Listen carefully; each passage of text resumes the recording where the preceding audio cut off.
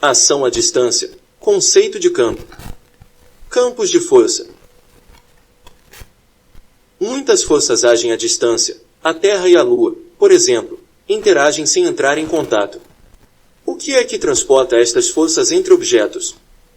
Uma maneira de responder a essa pergunta é imaginar que um campo de força envolve qualquer objeto que cria a força.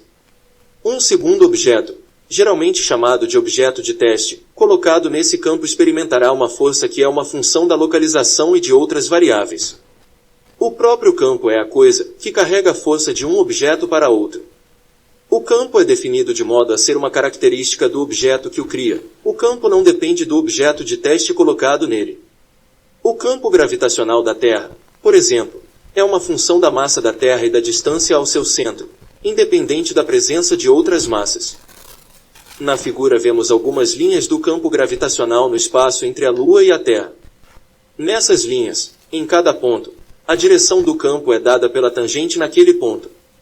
Ao redor dos pontos onde as linhas estão mais próximas umas das outras, a intensidade do campo é alta. À medida que as linhas divergem, o campo se torna menos intenso.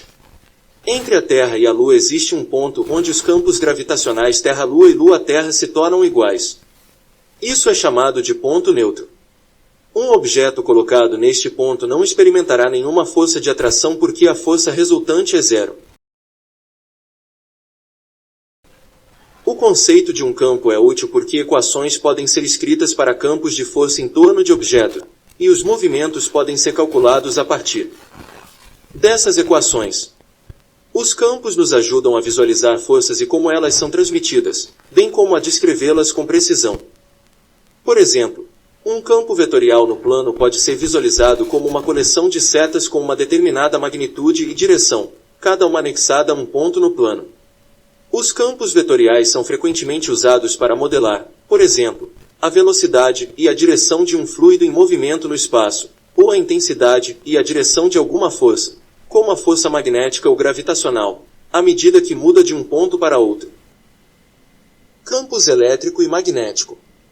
Eletricidade e magnetismo são essencialmente dois aspectos da mesma coisa, porque um campo elétrico variável cria um campo magnético e um campo magnético variável cria um campo elétrico.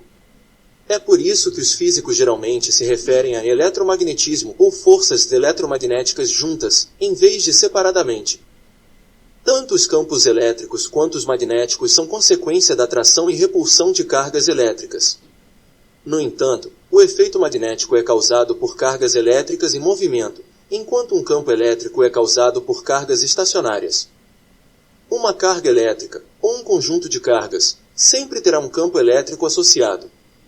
Qualquer objeto carregado colocado neste campo experimentará uma força eletrostática à medida que o campo interage com a carga do objeto.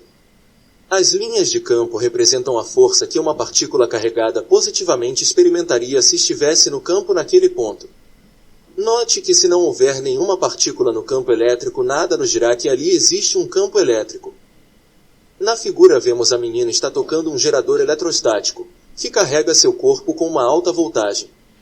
Seu cabelo, carregado com a mesma polaridade, é repelido pelo campo elétrico de sua cabeça. Campos magnéticos surgem de ímãs permanentes e cargas elétricas em movimento. Os ímãs podem ocorrer naturalmente ou podem ser produzidos pela magnetização de materiais ferromagnéticos. Na figura vemos a forma do campo magnético produzido por um ímã revelada pela orientação de limalhas de ferro polvilhadas em um pedaço de papel. Um ímã permanente, como uma barra ou um ímã de ferradura, possui um campo magnético em virtude do alinhamento de todas as partículas magnéticas de que é composto. Um eletroímã é gerado por uma corrente que flui através de um loop de fio no centro do campo.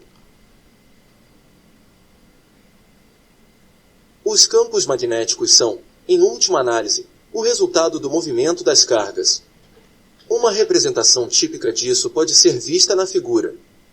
Podemos ver o campo magnético ao redor do fio reto enquanto a corrente se move através dele. Usamos esse fenômeno para acionar motores e até mesmo para armazenar informações em computadores. O campo magnético em torno de um fio condutor de corrente pode ser aumentado enrolando o fio ou aumentando a corrente que passa por ele.